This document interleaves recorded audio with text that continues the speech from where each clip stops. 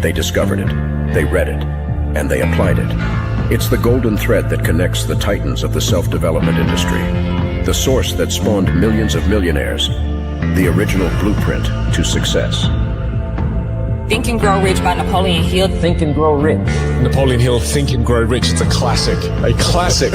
And I love Think and Grow Rich. I love it. It's right here. I mean, it's one of my favorite books of all time. Think and Grow Rich by Napoleon Hill. This material is what changed my life. This is the material I study every day.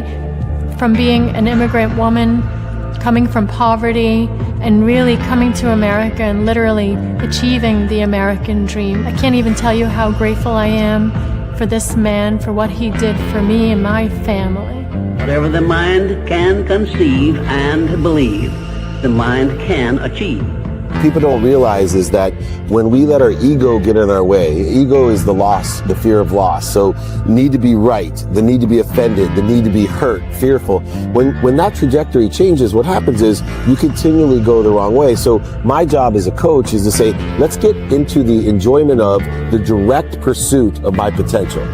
Right? And so when the light went on, it was not about the potential of making money and being an entrepreneur, which is one of my specialties. And I said to him, look, this is an opportunity now to show how great you really are. We can't let the outside voices, right, determine our success. The happiness that we have comes within. Why are you going to give that control to somebody else? Thoughts become things. And I always wonder, why did no one teach us this? Why did we not learn this in school? Why did we not learn this from our families? If you make your study a priority, your life will change. And I came up with 4 really valuable things that I took stock in. And the first one was gratitude.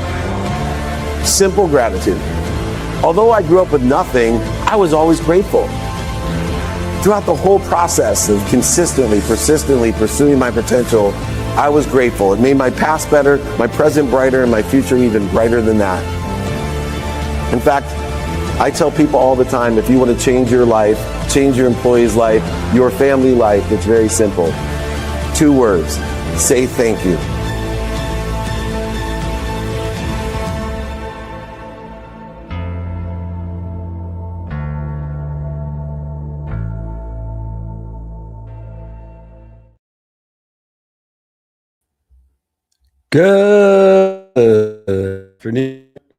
Good afternoon, everyone. Welcome to the Napoleon Hill Institute training. And we are so excited and also grateful for the support of Don't Do Business with Dicks, your next Think and Grow Rich in a different realm. Anyways, we are blessed to be here today for our Napoleon Hill training on every platform. We are blessed to invite our friends to the training. Today's training, which will be available to everybody, do more with less training. Wouldn't it be nice? Do more with less. Well, there's a way to do so, to be more productive, to be more accessible, to be more gracious, with mercy and gratitude, with frugality is another component. But we're going to get into that. Speaking of which, anybody want to think to order Don't Do Business with Dicks, if you email me, you don't got to prove it to me, but email me that you bought this book or many books, I will send you my other books for free. I will sign a copy, send it to you, pay for shipping and the books. Just email me, david@dmeltzer.com, along with the training guides from today and exercises as I'm inviting more people into the platform here. Just thank you for your patience as we want to get everybody engaged to come to the Napoleon Hill training each and every Wednesday. And we are so grateful as chairman of Napoleon Hill to be entrusted with some of the greatest works of all time. Anyways, why don't we go ahead and get started? We're going to be, by the way, in Chicago this week, and then at the Wynn in Las Vegas. So come and join me, Jim Quick, John Lee, Richard Dolan. Come and join us in Chicago at Creative Con. Be my guest. We have a VIP dinner, meetup, holding court, interviews. Same with Las Vegas next week, season 10 of Office Hours in the lobby of the Wynn, our studio with SiriusXM. Come and join us. If you want to be informed, invited, we have a text community to come see us in Chicago, Vegas, LA, Anaheim, all the different cities we're going to be in. And you just got to join our text community to be invited and informed. 949-298-2905. 949-298-2905. All right, let's get started with do more with less training, because that should sound good to everybody, by the way. There should be nobody against that. We don't need more motivation. We don't need more inspiration. We don't need more content, that's for sure. And we don't need more statistics or tactics. What we need is better design. The way we communicate is the way we lead. And leadership isn't about pushing harder and doing more inside of broken systems. It's about redesigning those systems so that our results are compounding exponentially in the divine direction without interfering with it, without interfering with the infinite amount of intelligence, inspiration, intuition, and energy that exists. I've prepared 6 different lessons that are built to help all of us do more with less. By removing the friction, by thinking in whole systems, and designing those for the behaviors that we want in alignment with our divine direction, by being accountable and taking ownership like crew members, not passengers. Being part of a frequency, a community, a neighborhood of people that want to help each other and know people that help each other. Replacing what's broken with something better. Leaving everyone, every place, everything, every situation, every thought, every word, every feeling, every belief better than we found it. And choosing the right medium so our message, our frequency, our spectrum, our strength of the signal actually lands and resonates with more people. When we operate from the divine alignment, our communication gets clearer, our spectrum gets wider, and the strength of our frequency gets greater. Execution is cleaner, and progress starts to accelerate, aggregate, and compound. It feels lighter because it is, because it's full of light. The first lesson today in doing more with less is understanding efficiency is what we want to align with. Efficiency is the alignment. When our results, our outcomes require more effort every quarter, we're not scaling. We're creating interference. We're interfering with energy. We're creating a situation in a system that eventually will come to zero. We are playing a zero-sum game if it requires more effort to get to where we want to be or better as we progress. Efficiency is not laziness. Efficiency is allowing the alignment in our divine direction, not only the alignment of where we want to be or better in the non-circumstantial and circumstances of the day, but in the meaning of yesterday. And this alignment allows us to expand and to accelerate, aggregate, and compound our own self-image and our imagination, and creates ease. And ease is efficiency.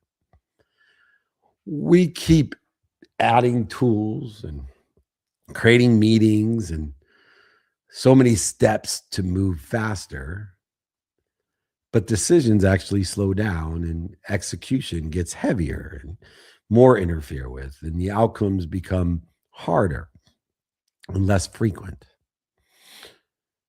It's because we don't realize that progress isn't doing more, it's removing friction so that our impact increases while our effort decreases. We need to identify the recurring tasks that we do every minute, every hour, every day, every week, every month, and maybe even every year. In these recurring tasks, we can eliminate, we can automate, or we can delegate. And these three processes of elimination, automation, and delegation allow us to do less and create more. And by understanding to its simplest form, it started for me with what I called the power of 64. And I'd be happy to send this to everyone, david@dmeltzer.com. But the initial efficiencies in this alignment was the power of 64. It was, okay, if I was going to put forth an effort of 16 hours a day of intentional behavior with 8 hours sleep, if I was going to have 16 hours of intentional behavior beyond my sleep for my health and my family and my faith and my finance and the study of time and study of the relativity of that time, meaning of that time. And my goal with that 16 hours a day was to be twice as efficient. My 16 hours would create 32 hours of productivity. And if I also added to be twice as effective with the 16 hours, my 32 hours of productivity would become 64 hours of productivity a day, 8 full days of productivity by simply focusing in on the efficiency and effectiveness of what we do by eliminating automation and delegation.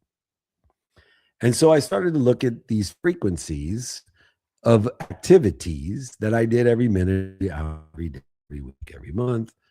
Take, for example, brushing my teeth. Might sound silly brushing my teeth, but it's something that I do every single day. Probably should do it twice a day, but I don't. I'm a morning brusher, admittedly. But anyway, I found that it was taking me approximately 6 minutes to brush my teeth, floss them, and to rinse my mouth with Listerine. And the reason it was taking so long is I hadn't automated the process or eliminated the interference of brushing my teeth. It's not something I could delegate. I wish I would, I could, but I can't. But I realized that while I was brushing my teeth, I was drifting. I was daydreaming. I was wasting time. And that if I stayed focused in on and created a process of starting on this tooth and ending on this tooth and spending 3 seconds on each tooth, that I could brush my teeth, floss my teeth, and rinse my mouth with Listerine in 2 minutes. Saving 4 minutes a day may not sound like a lot to you, but that's 28 minutes a week. It's 2 hours a month. It's 24 hours of productivity, 24 hours of productivity a year. And utilizing the power of 64, that was times by 8. So in the context of 24 hours being 3 days times 8, I now had, by being more efficient, effective, and statistically successful in brushing my teeth, gotten 24 days of productivity out of elimination and automation, eliminating the daydreaming and automating the process to go from this tooth to this tooth and creating that process without even delegation. And there it was. The miracle of efficiency in alignment with where I wanted to be or better. I replaced the willpower of brushing my teeth every day with a system, with a templated system, with a checklist, with a clear accountability, and with a time deadline, a challenge of 2 minutes a day, keeping me focused and efficient and effective in the same process that had taken me 6 minutes a day. Efficiency is alignment. We must look at how we can eliminate the interference, automate the process, or delegate the system itself. Replace the willpower with a system utilizing templates, checklists, ownership, accountability, and time efficiencies and deadlines. This is how we do more with less. It's amazing. If you'd like the exercises and guides on the power of 64 or the first lesson, just email me, david@dmeltzer.com. The second lesson doing more with less is fix the system, not the symptom. So many of us are not utilizing the right systems, and so we are victims of the symptoms in which we are created. We become victims of the systems. We become victims with the symptoms. We cannot optimize one part of our life or business without protecting the whole. If we treat symptoms and react to symptoms, we will end up repeating the same problems that are created just in a new form. Remember, life is about lessons, and the lessons keep on coming until we learn them. If you see relationships, you may be dating a different form of a person, but are they really the same lessons? Do they carry the same symptoms? Protecting the whole, thinking that you're optimizing these one part of that relationship.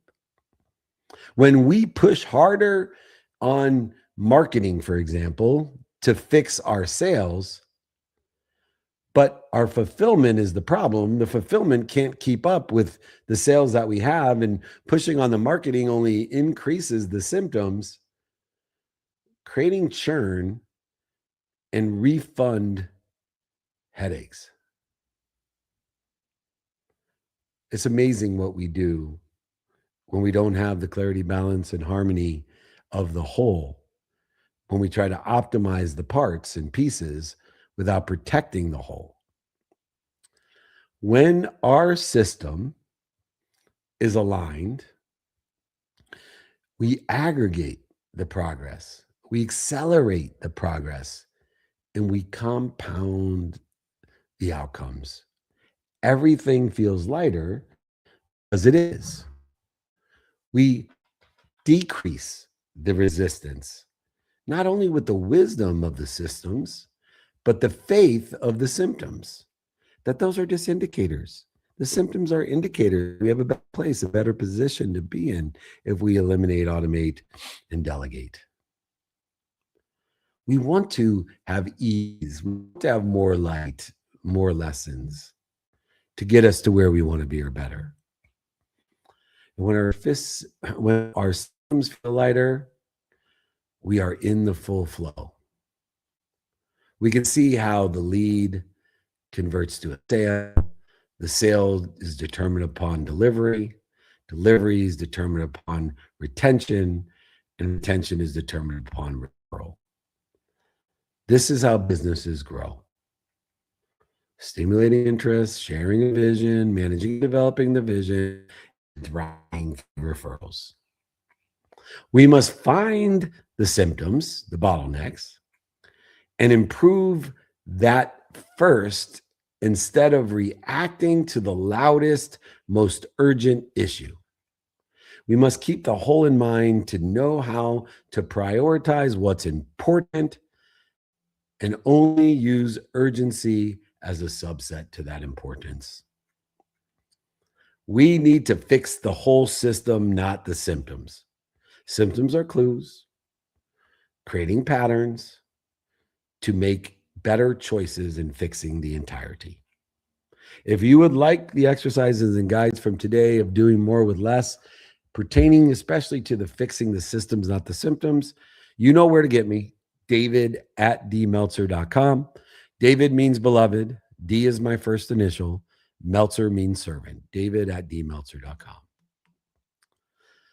The third lesson to do more with less is culture. People don't work for companies anymore. They work for cultures, and culture is built. It's not announced.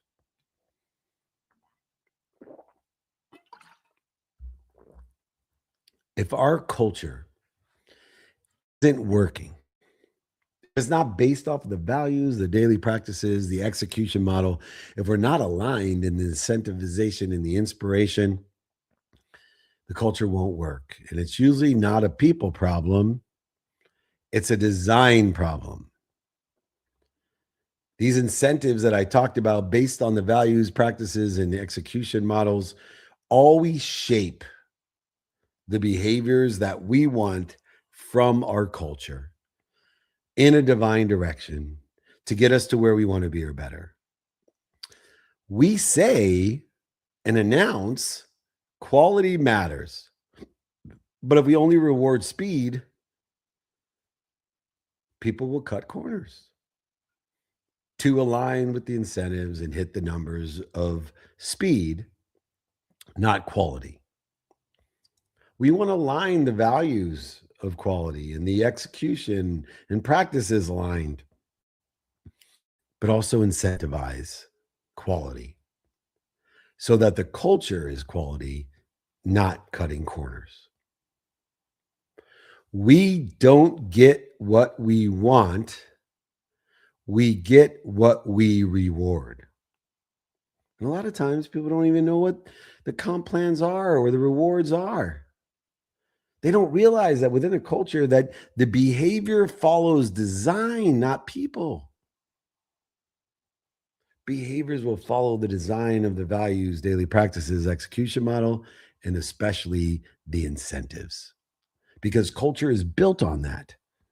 It's not announced. It's not what you say. It's what they feel. And people feel culture. They work for a culture, not a company. When we list out the behaviors, the practices of our system and reward people, even if unintentionally, we will grow a culture based off of those values. We will increase the daily practices and behaviors, and we will execute it in a more efficient, effective, and statistically successful way. We will do more with less. We can utilize and update scoreboards and utilize incentives to align with and match the culture that we actually want to live personally and professionally. Because culture is built, it's not announced. And people work for cultures, not for companies. Lesson number 3, available to everybody.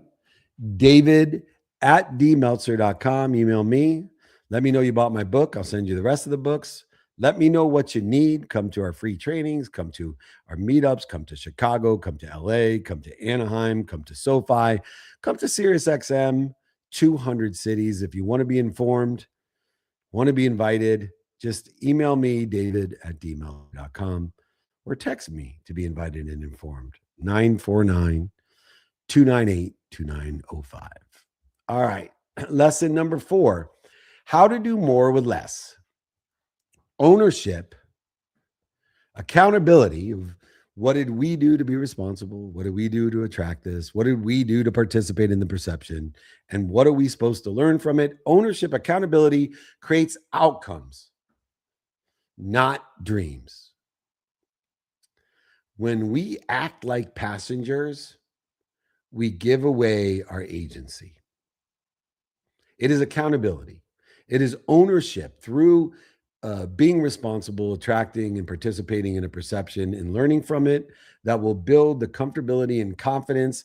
And that confidence builds momentum by clearing the interference between you and the inspiration that's infinite in all measures and all outcomes in the infinite realm. When we notice a reoccurring issue, a clue, and we say, it's not my problem. That's not my department. When we go to blame, to shame, and justification, we can guarantee that we can keep on watching. Keep on watching the interference, the derailment of the same project again and again and again. Because why? The lessons keep on coming until you learn it. And the only way we learn it is through accountability, by asking ourselves, what did I do? What did I do to be responsible? What did I do to attract this? What did I do to participate in this perception? And most importantly, what am I supposed to learn from it? Because accountability within the context of responsibility, attraction, and participation in perception precedes authority. We don't wait for permission to lead. We establish our station of leadership, of authority. Ask yourself every day, what can we own without asking for permission Starting today, what can we own without permission? Ask for forgiveness, not permission. Understand what your role is, what position you want to play on the team by subject matter, topic, and expertise, by knowing who's on our team that can help me get to where I want to be or better, and who can I help get to where they want to be or better. Understand the processes, understand the quality, understand our customers, understand the training. These are the things that will create the proactive accountability that consists of responsibility, attraction, and participation in perception, all with one certain goal: lessons, agency, ownership, comfortability, and confidence that turns into momentum, inspiration, clearing the distance of resistance through the wisdom and the faith that we create by being accountable, that it counts and creates the outcomes that we desire, or even better. Lesson number 5. If you like the other previous exercises, guides, like I said, just email me, david@dmeltzer.com. Let me know you bought my book, david@dmeltzer.com. I'll send you the rest. Sign them, send them to you, pay for shipping and the books, no problem. Lesson number 5, do more with less. Don't resist. What you resist persists. Don't fight the systems. Replace them, improve them, progress them. Complaining feeds the resistance. What you resist persists.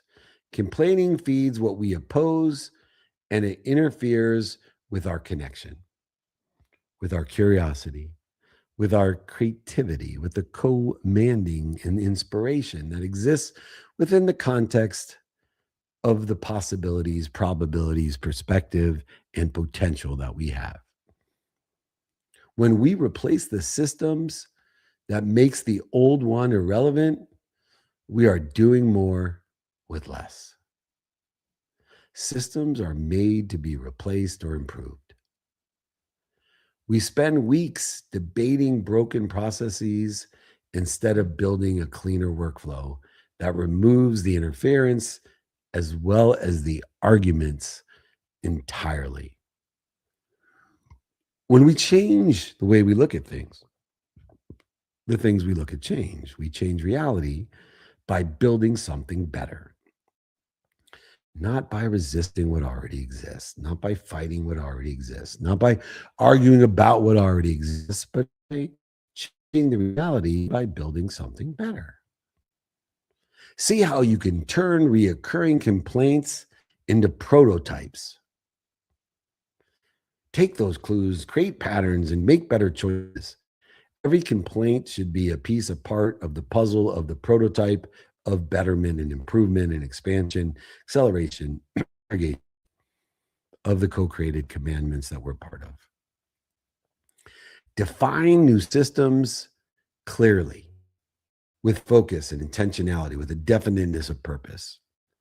Include the inputs necessary, the outputs we desire, the accountability and ownership, the cadence, and the scoreboard to keep track quantifiably of the progress that we made, and make sure you include the common denominator of time. So many people continue the arguments. They resist what persists. Don't do it. Stop fighting the systems and replace them. Use the co-creativity, the commandments, the collaboration with the universe to create better. Turn those complaints into prototypes. If you like these lessons, david@dmeltzer.com. Just email me. Be happy to send them to you. Lesson number 6. Make sure our message resonates with those people that it should resonate with. Make sure your message lands. Make sure the message talks about what they like and don't like, what's working, what's not working, what they know and what they don't know. Make sure it lands. It's not what you say, it's what they hear. And the right message in the wrong medium to the wrong audience will always get confused, if not lost. It's the clarity and the harmony that depends on the cultural fit, as well as the channel and community fit along with it. Because people work for the culture, not the company, and it is the community that is created through the channels in which we communicate. Long form nuance belongs in a certain place. Maybe YouTube, maybe email, maybe LinkedIn. Emotional proof thrives on videos. Sensitive negotiations belong in person. Same ideas, different wrappers. Don't allow the medium to get in the way. Make sure you not only have a cultural fit, but a channel and community fit as well. Efficiencies, so that we can do more with less. Efficiencies rise when mediums of communication are aligned with our shared vision, because this is what allows us to create a go, no go plan and manage and develop those visions.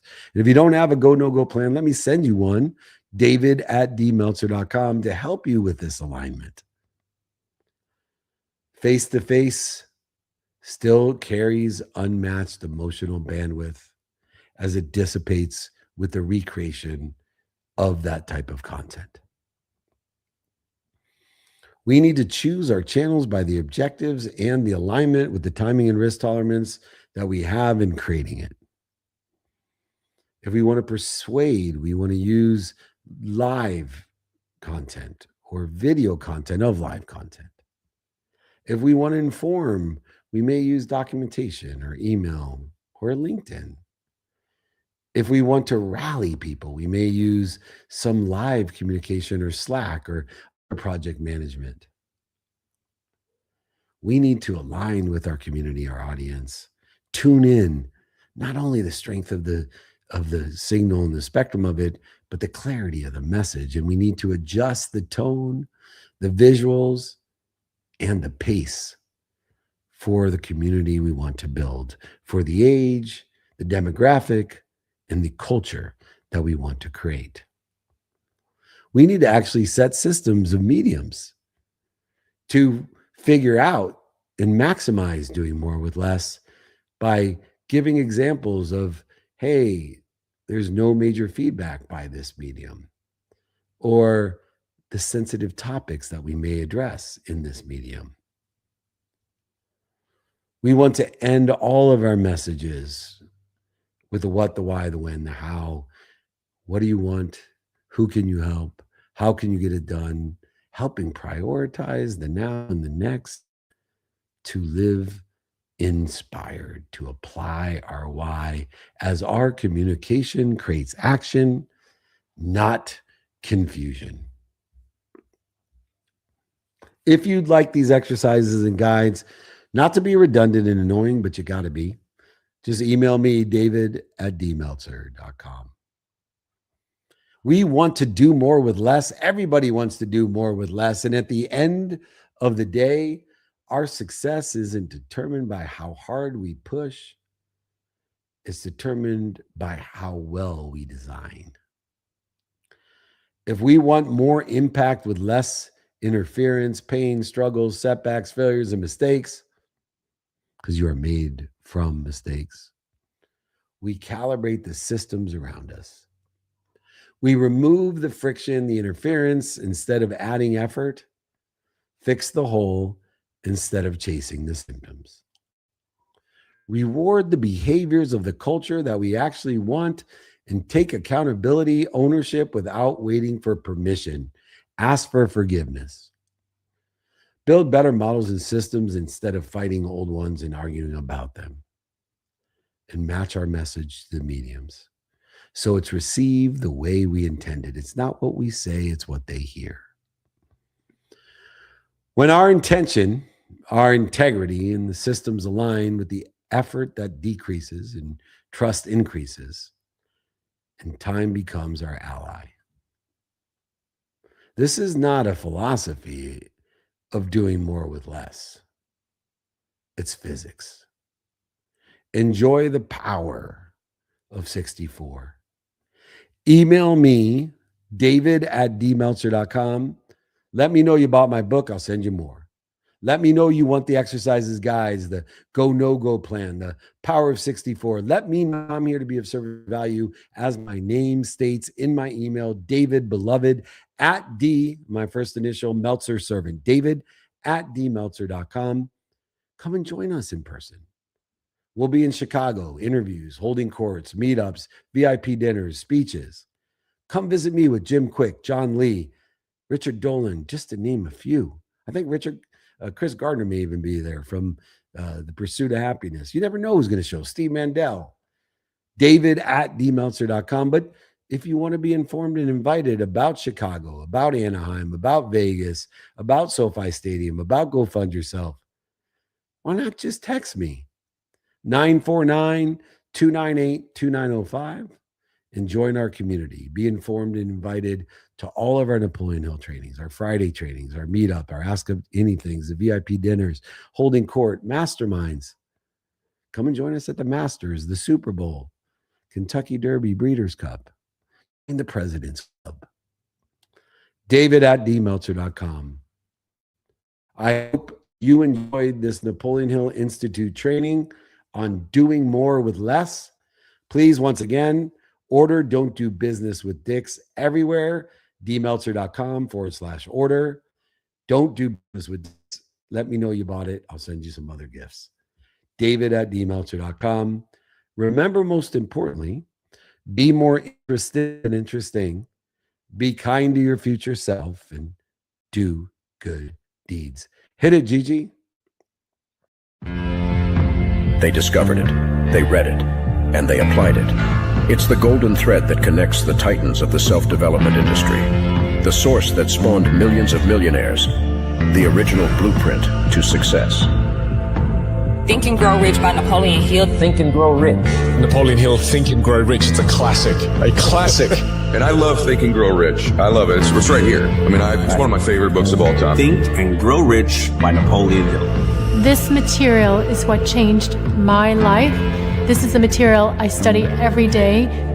From being an immigrant woman, coming from poverty, and really coming to America and literally achieving the American dream. I can't even tell you how grateful I am for this man, for what he did for me and my family. Whatever the mind can conceive and believe, the mind can achieve. People don't realize is that when we let our ego get in our way, ego is the loss, the fear of loss. So need to be right, the need to be offended, the need to be hurt, fearful. When that trajectory changes, what happens is you continually go the wrong way. So my job as a coach is to say, let's get into the enjoyment of the direct pursuit of my potential. Right? And so when the light went on, it was not about the potential of making money and being an entrepreneur, which is one of my specialties. And I said to him, look, this is an opportunity now to show how great you really are. We can't let the outside voices, right, determine our success. The happiness that we have comes within. Why are you going to give that control to somebody else? Thoughts become things. And I always wonder, why did no one teach us this?